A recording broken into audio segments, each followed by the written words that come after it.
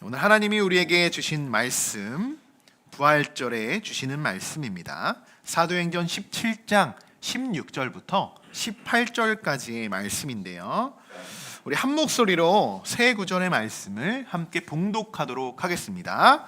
바울이 아덴에서 그들을 기다리다가 그 성에 우상이 가득한 것을 보고 마음에 격분하여 회당에서는 유대인과 경건한 사람들과 또 장터에서는 만나는 사람들과 변론하니 어떤 에피크로스와 스토아 철학자들도 바울과 논쟁할세 어떤 사람이 이르되 이 말쟁이가 무슨 말을 하고자 하느냐 하고 어떤 사람은 이르되 이방신들을 전하는 사람인가보다 하니 이는 바울이 예수와 부활을 전하기 때문이더라. 아멘. 네, 오늘도 하나님께서는 우리에게 정말 놀라운 퍼즐 조각과 같이 부활절날 부활의 말씀을 허락하여 주셨습니다. 46번째 부활의 증거에 대한 말씀 오늘 전할 텐데요. 여러분, 지난 시간에는 우리 마게도냐의 수도 어디였습니까? 데살로니가. 네, 그곳에서 바울이 복음을 열심히 전했던 모습들을 우리가 살펴봤죠. 많은 사람들이 복음을 듣고 그 유대인 회당에서 유대인의 지도자들을 따르는 것이 아니라 바울과 신라를 따르는 그 모습들을 보자 유대인들이 어떻게 했어요? 시기했죠. 그래서 불량배들을 데리고 와서 바울과 신라를 막 공격하고 막 소동을 일으키고, 그래서 그들이 어디로 피했습니까? 그의 친척 야손의 집에 피신하게 됐죠. 그리고 그날 밤 바울과 신라는 데살로니가에서 이제 베레아라는 곳으로 이동을 하게 됩니다. 근데 거기서도 말씀을 전해요. 이와 같이 말씀을 전하는데 또 거기서도 많은 사람들이 그 복음을 전한다는 소식을 듣고 또 복음을 믿는 사람들, 그런 여러 사람들이 있다는 소식을 데살로니가에 있던 그 유대인들, 그들이 또 듣게 되면서 이 베레아까지 쫓아옵니다. 그래서 또 소동을 일으켜요. 그런데 이번 소동은 심상치 않았던 것 같아요. 왜냐하면 14절에 보시면 이렇게 기록이 되어 있어요. 형제들이 곧 바울을 내보내어 바닷까지 가게 하되 실라와 디모데는 아직 거기에 머물더라. 그러니까 어떤 상황인지 좀 짐작이 되시죠? 아마도 많은 형제들이 바울, 디모데와 실라뿐만이 아니라 많은 믿었던 무리들이 어떻게 하면 바울을 좀 보호할까? 어떻게 하면? 그래서 바울을 보호하고 좀 피신할 수 있도록 많은 사람들이 좀 도왔던 것 같습니다. 그렇게 우여곡절을 겪게 되고 오늘 도착한 곳이 어디냐? 여러분, 말씀을 읽었던 대로 아덴이라는 곳이에요. 아덴. 여러분, 아덴은 어디일까요? 아덴이라는 걸 혹시 아시는 분 계세요? 자, 생소하시죠? 아덴은 우리가 잘 알고 있는 아테네입니다. 아테네. 아테네 하면 떠오르는 것이 있죠. 뭐예요? 제1회 올림픽이 개최됐던 아테네. 아테네. 42.195를 막 뛰어갔던 그 역사 아시죠? 그 역사가 아테네에서 시작이 된 겁니다. 아테네에서. 자, 또 어떤 것이 있을까요? 아테네 하면 생각나는 거. 맞아요. 그리스 신전이 생각나고, 소크라테스, 플라톤, 아리스토텔레스, 이들의 공통점이 뭐예요? 고대 철학자들이다 하는 거예요. 고대 철학자들. 이 아테네라는 곳은요, 즉 철학의 도시였다 라고 이야기할 수 있습니다. 자, 이런 곳에, 지금 철학의 도시에 바울이 도착하게 된 거예요. 16절 같이 한번 읽어보겠습니다. 바울이 아덴에서 그들을 기다리다가 그 성에 우상이 가득한 것을 보고 마음에 격분하여. 아멘. 자, 바울이 아덴에서 그들을 기다리다가 라고 기록이 되어 있어요. 누구를 기다리니까? 그러니까 지금 실라와 디모데가 지금 오기까지 기다리고 있는 거예요. 그러니까 혼자 지금 나서서 막 선교하기 전에 지금 그들을 기다리고 있는 겁니다. 혼자 피신해 왔으니까 동료들을 기다리는 거죠. 자, 그런데 바울이 아덴을 일단 왔으니까 쭉 둘러보게 됩니다. 쭉 둘러보게 돼요. 근데 어때요? 아덴이라는 곳이요, 우상으로 가득한 도시라는 것을 알게 되는 거예요. 그냥 봐도, 딱 봐도. 어느 정도였냐면요, 당시 이 아테네의 인구가 한 1만 명 됐다고 합니다. 그러니까 되게 작은 소도시죠. 데살로니가가 20만 명이라고 했잖아요. 20만 명. 근데 이 아덴이 1만 명 정도였어요. 근데 우상의 숫자가 당시 3만 명이에요. 3만이라고. 우상의 숫자가. 그러니까 이게 말이 안 되죠. 인구가 1만인데 우상의 숫자가 3만인 거예요. 그런 도시가 아테네다. 사람의 숫자보다 우상의 숫자가 훨씬 더 많습니다. 이런 광경을 보면서 그냥 보이겠죠. 우상의 숫자가 훨씬 많으니까. 그러니까 바울이 화를 참을 수가 없었겠죠. 복음의 열정이 그 끓어오르는 그 화를 참을 수가 없던 거예요. 그래서 혼자임에도 불구하고 그 철학 도시 안으로, 그 우상 중심으로 들어가서 바울이 복음을 전하기 시작했다라는 것입니다. 17절을 보시면요, 바울이 회당에서, 그래서 거기서도 회당이 있었던 것 같아요. 회당에서 복음을 전하고 변론하기도 하고, 그리고 또 어디 갑니까? 장터도 가요. 장터. 그러니까 얼마나, 원래 유대인 어디만 갑니까? 회당만 가잖아요. 그곳에 가서 복음을 전해 다 퍼지잖아요. 근데 여기는 그렇지 않았다는 거예요. 얼마나 우상이 가득했는지 회당도 가고 장터도 가고, 또 어때요? 날마다 만나는 사람들, 그러니까 만나는 사람들마다 다 지금 1인 3인씩 우상을 지금 섬기고 있으니 얼마나 지금 만나는 사람들마다 그 복음을 전하기 바빴겠습니까? 그렇게 변론하고 있어요. 회당에도 들어가도 장터에서도 또 만나는 사람 모두에게 복음을 전하게 됩니다. 근데 문제는 뭐예요? 자, 아덴이 어떤 도시라고요? 철학의 도시. 바울이 철학자들을 만나게 된다는 거예요. 철학자들. 18절 같이 한번 읽어볼까요? 어떤 에피크로스와 스토아 철학자들도 바울과 쟁론할세. 논쟁도 아니고 쟁론이에요. 쟁론. 두 철학파가 소개가 되고 있어요. 에피크로스와 스토아 철학자.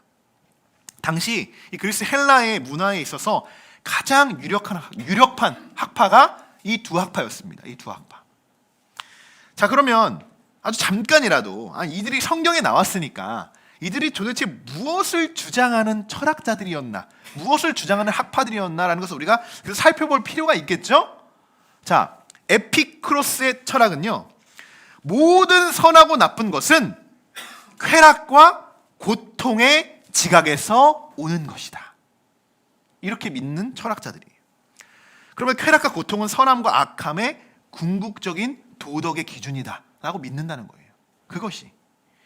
자, 스토아 학파의 철학은요, 미덕을 실천하는 것만으로도 잘 사는 삶을 이룰 수 있다, 잘 살 수 있다, 그렇게 믿으면서 4가지의 미덕이 있어요. 지혜, 용기, 절제, 정의.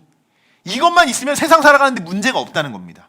이것만 있으면 자연에 순응하는 삶을 우리가 잘 살 수 있다, 이렇게 주장하는 두 학파가 있어요.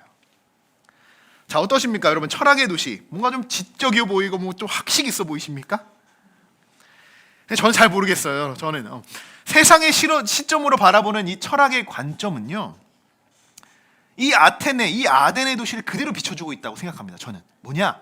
오히려 우상을 만들어낼 뿐이다, 이렇게 저는 생각하고, 이 말씀이 우리들에게 주는 그러한 오늘 교훈이 아닌가 생각이 되어져요. 이런 철학자들이 바울과 쟁론을 펼칩니다. 쟁론을. 그들의 입장에서 볼 때 바울이 어떤 사람처럼 보였을까요? 철학자들 하면 우리가 뭐 알잖아요. 지식적으로도 학문적으로도 아주 고상한 사람들이다. 뭐 우리 함부로 건들지 못하잖아요. 막 저 사람들이 막 세계가 있어 막 이러면서 우리가 막 쉽게 이야기하지 못하잖아요. 그런 사람들이 바울을 바라보면서 바울이 어떤 사람들은 전혀 지식도 없고, 세상 돌아가는 것도 어떻게 돌아가는지도 모르는 그러한 철부지같이 아직 어리석은 사람처럼 생각했을 거라는 거예요. 바울을요. 어떻게 그것을 제가 이렇게 말씀드리겠어요? 무엇을 근거로 말씀드릴 수 있느냐? 18절. 자, 이 사람들이, 이 철학자들이 바울을 뭐라고 얘기합니까? 이 말쟁이가. 그럼 말쟁이가 어떤 뜻인지 아시겠죠? 뭐 말씀드려도 아시지 않을 거예요. 철학자들이 바울이 호칭하고 있는 그 표현은요, 말쟁이에요. 말쟁이. 쉽게 말하면 철학자들이 바울을 무시하고 있다는 거예요. 완전히 무시하고 있다는 거예요. 완전히. 여러분 화가 나지 않아요? 저는 막 화가 나기도 하는데, 지금 제가요 예수 그리스도를 전하고요, 예수 그리스도의 부활을 전합니다. 그런데 여러분들이 저를 뭐라고 생각하는 거예요? 말쟁이라고 생각하고 있다는 거예요. 얼마나 속이 상하겠습니까? 자, 뭐 때문에 말쟁이라고 부른다고요? 자, 18절 하반절에 이렇게 기록되어 있어요. 이는 바울이 예수와 부활을 전하기 때문이라. 여러분, 지금 아테네에서 예수 그리스도와 그 부활을 전하는데 말쟁이라는 말들을 지금 들려오고 있는 거예요. 여러분, 이렇게 철학자들이 부르는 이 말쟁이가 여러분 오늘날 우리 그리스도인들의 불려지는 이름이 아닐까 생각이 되어집니다. 우리가 여러분 제대로 전하지 못하고 제대로 믿지 못하면요, 우리도 말쟁이가 되는 겁니다. 말쟁이가. 막 사람들이 우리는 이야기하죠. 예수에 대해서 우리가 전하죠. 부활을 증거하죠. 그런데 그것에 대한 사라져 있는 그 역사적인 증거, 우리에서 나타나는 증인의 삶, 이 모든 것들이 사라지게 된다면요, 우리는 말쟁이뿐이라는 거예요. 말쟁이. 여러분, 오늘 부활절입니다. 지난 5일 동안 예수님께서는 자기를 위해, 자신을 위해 십자가를 지셨죠. 그 십자가가 같이 우리의 십자가셨습니다. 그 십자가를 지시기 위해 예루살렘에 입성하셨고 5일간 모진 고난과 순환을 당하시고 성금요일에 십자가에 달려 돌아가신 후에 단 사흘 만에 예수님께서 부활하셨다는 것입니다. 여러분, 이 사실을 믿으십니까? 정말 믿으십니까?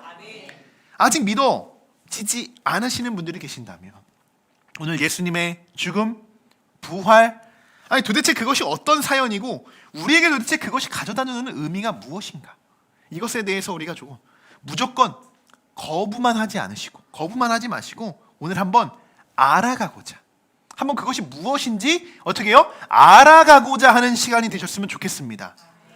그래서 사실 많은 사람들이 그렇잖아요. 제가 우리 고난주간에도 말씀드렸듯이 세상 사람들은 이 예수에 대해서, 부활에 대해서, 십자가의 증거에 대해서 믿지 않으려고 하는 것이 아니라 어떻게 한다고 했습니까? 일단 거부한다는 거예요. 거부한다는 거.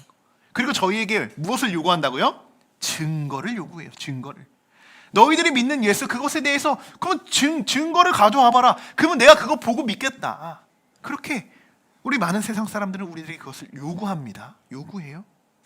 그런데 그런 마음들 좀 내려놓으시고 오늘은 그냥 한번 알아가고자 하는 마음으로 오늘 제가 이 부활의 역사적 증거, 세상 사람들이 너무나도 궁금해하죠. 도대체 어떤 근거들로 너희들은 예수를 믿는가? 그 부활이 도대체 정말 있기는 있는 거냐? 그렇게 가능한 거냐? 라고 떠들고 다니죠. 그들의 말이 말쟁인가? 우리의 말이 말쟁인가? 그래서 제가 한번 부활의 증거에 대한 영상을 하나 준비했는데, 부활의 사건은 여러분 오늘 본문 아덴에서도 그랬듯이 늘 논란의 사건이었습니다. 부활은. 그리고 늘 부활에 대한 의문점이 있었죠. 의문점이. 현 시대도 마찬가지로 아직도 부활의 증거를 믿지 못하는 사람이 수두룩해요. 자, 이 시간 한번 부활이 어떤 것인지 알아가고자 하는 마음으로 한번 우리 잠시 영상을 시청하도록 하겠습니다.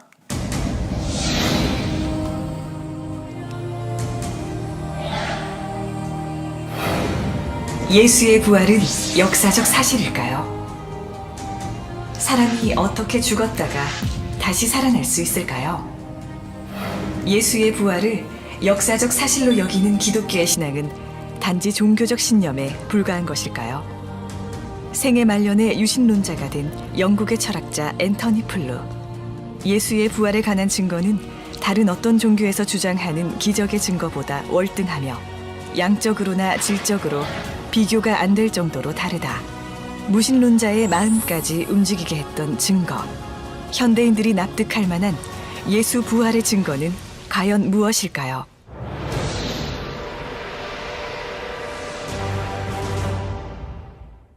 기원 후 1세기, 고대 로마의 사형 방법 중 하나인 십자가형.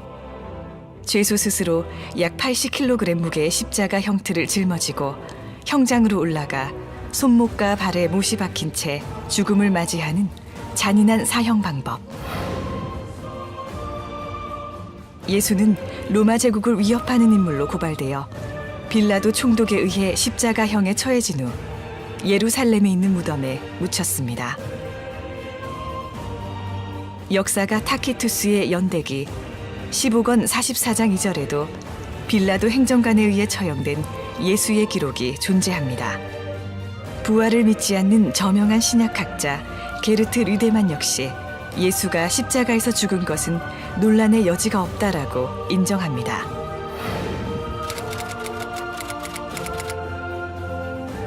당시 처형해야 할 제수가 도망가거나 살아난다면 이를 담당한 군인은 대신 죽어야 했기에 불가능한 일입니다.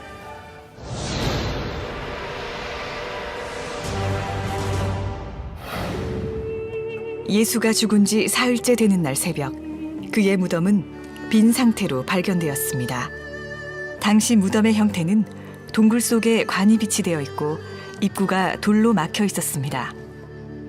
막달라 마리아와 여인들이 무덤에 도착했을 때 입구를 막았던 돌은 옮겨져 있었고 무덤 내부는 시신을 쌌던 천만 남아있을 뿐 텅 비어있는 상태였습니다.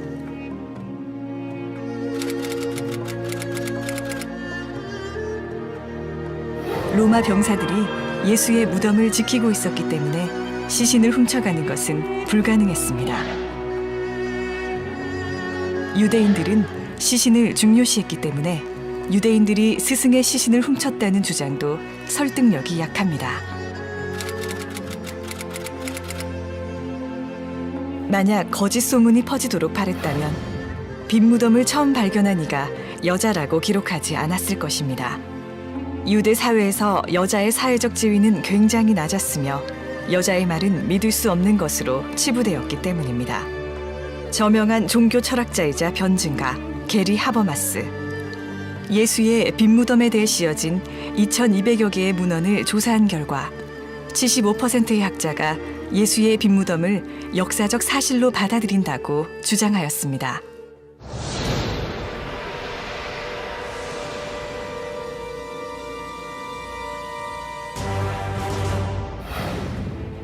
예수가 십자가형으로 죽고 무덤에서 사라진 후 부활하여 승천하기까지 40일간 예수를 만났다고 주장하는 사람들이 나타났습니다. 만약 제자들 중 몇 사람만이 예수의 부활을 주장했다면 그들은 미친 사람 취급을 받았을 것입니다. 하지만 예수를 목격한 사람은 500명이 넘었습니다. 그 일 이후 흩어졌거나 몸을 숨겼던 예수의 제자를 비롯하여 예수를 미워했던 사람들조차 그의 부활을 전하는 일에 목숨을 걸기도 합니다. 그 결과 교회가 출현하게 되었고 불과 20-30년 안에 기독교는 폭발적인 부흥을 맞이합니다. 로마를 비롯한 광범위한 지역에서 수많은 사람들이 예수를 하나님의 아들로 믿게 되었습니다. 이것은 다수의 학자가 인정하는 역사적 사실입니다. 하나의 역사적 사건이 입에서 입으로 전해져 전설의 경향성을 보이는데 두 세대는 너무나 짧은 기간이라고 합니다. 그러나 신약 성경은 예수의 죽음과 부활 후 18년에서 60년 사이에 기록되었습니다. 신화가 발생될 시간적 여유가 없었으며 60년 이내에 벌어졌던 실제 사건이 그대로 기록되었다고 봐야 할 것입니다. AD 30년경 로마 제국의 통치하에 있던 작은 나라에서 반역자로 처형당한 예수는 죽음 후 많은 이들에게 부활한 모습으로 목격되었고 그를 믿지 않던 이들조차 예수가 하나님의 아들임을 믿게 되었습니다. 예수의 부활은 실제 일어났던 역사적 사건입니다. 이제 여러분이 부활한 예수를 만날 차례입니다.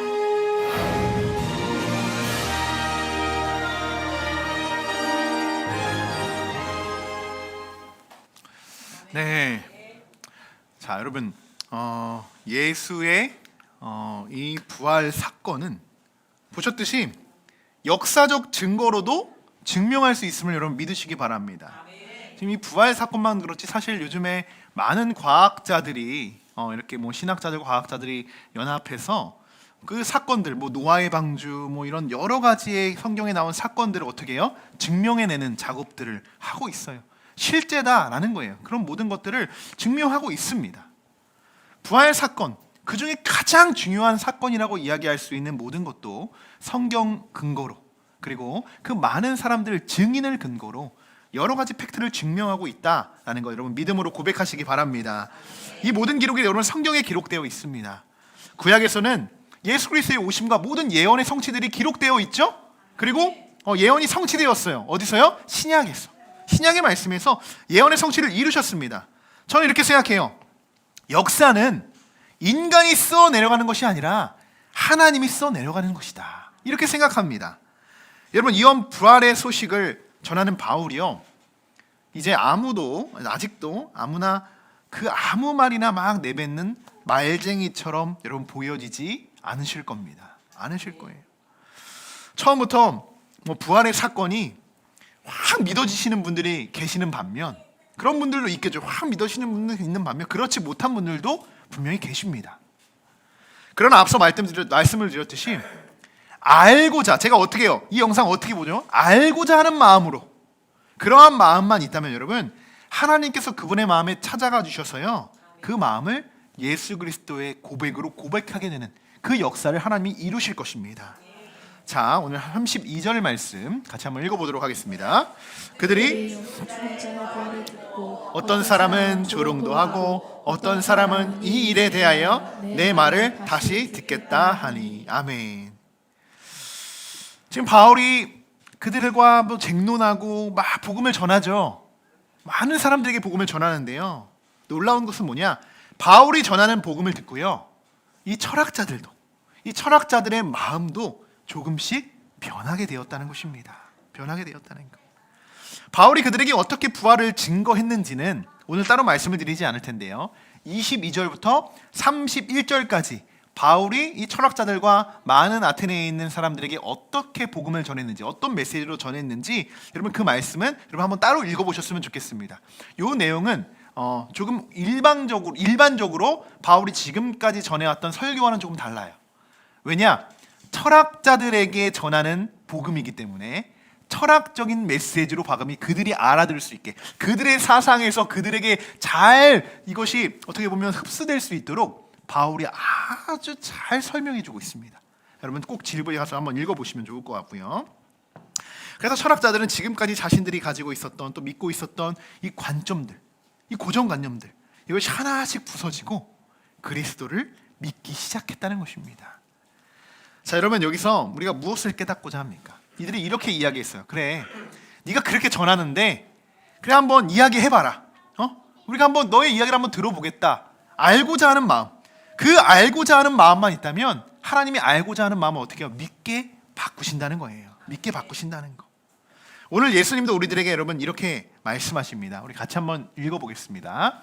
예수께서 이르시되 부활이요 생명이니 나를 믿는 자는 죽어도 살겠고 무릇 살아서 나를 믿는 자는 영원히 죽지 아니하리니 이것을 네가 믿느냐. 아멘. 자, 여러분 우리도 마찬가지로 이 말씀을 우리가 이제 알기만 하는 것이 아닙니다. 이 말씀 모르는 사람 있어요? 다 알걸요? 우리 교회학교 주일학교 아이들도 다 알걸요? 이 말씀은요, 이제 알기만 하는 것이 아니야. 어떻게 해야 된다고요? 하나님께서 우리에게 이 말씀을 믿게 하실 줄 믿습니다. 그 말씀으로, 우리가 믿어지는 말씀으로 이제 우리는 아멘이라고 화답해야 하는 줄 믿습니다. 자, 이제 말씀을 마치고자 합니다. 오늘 이 아덴의 철학자들과 같이 덕을 쌓는 것, 선을 행하는 것, 쾌락과 부, 자연에 순응하는 삶, 저는 철학에 대해서 잘 모르지만 분명히 아는 것은 하나 있어요. 세상의 이 모든 질서는요, 철학자들이 주관하는 것이 아니라 하나님이 주관하신다는 사실입니다. 지금 이 시대도 아테네의 철학자들보다 더 많은 철학자들이 있죠. 그래서 오늘 이 철학자들보다도요, 이 철학자들만 가만히 내둘 수 없어서 이 신학계에도 종교 철학이라는 과목도 만들고 그렇게 학과를 만들어서 공부하는, 철학과 신학을 함께 공부하는 그러한 신학교도 있습니다. 여러분, 각각 모든 사람들이 여러분 이 시대는 어떻게 보면 다 철학자죠. 다 철학자입니다. 우리가 사사기에서 말씀드렸잖아요. 어떻게 말씀했어요? 자신의 소견대로, 그렇죠? 다 자신의 소견대로 살아가는 시대가 된 거 아니에요? 그러니까 지금 다 각자가 사실은 철학자들인 거예요. 그런 마음으로 살아가고 있는 거예요. 자기네 관점, 자기의 도덕적인 신념 다 이거 믿고 사는 거 아니에요? 아무리 내가 무교다, 나 어떤 신 안 믿는다 하지만 그 무교도 누굴 믿고 사는 거예요? 자기를 믿고 사는 거예요. 자기가 우상인 거예요. 이 세상에 아무런 신을 믿지 않고 사는 사람 단 한 명도 없습니다. 단 한 명도 없어요. 결단코. 왜냐? 자기도 신이기 때문에. 아무도 안 믿는다라고 하는 건 자기를 믿는다는 거예요. 사랑하는 성도 여러분, 우리의 기준은요 언제나 예수 그리스도가 되어야 하는 줄 믿습니다. 여기에 벗어나면 다 우상이 되는 거예요. 다 우상이 되는 거예요. 왜 예수님이 기준이 되어야 하는가? 부활의 사건을 통해서 우리에게 말씀하셨기 때문이에요. 뭐라고요? 나는 부활이요 생명이니 나를 믿는 자는 너희가 죽어도 살겠고 무릇 너희들이 살아서 나를 믿는 자는 영원히 죽지 아니하리니. 그리고 뭐예요? 마지막으로 묻죠. 이것을 네가 믿느냐? 지금 우리에게 묻고 있는 거예요. 네가 믿느냐? 이 말씀을 너가 믿느냐?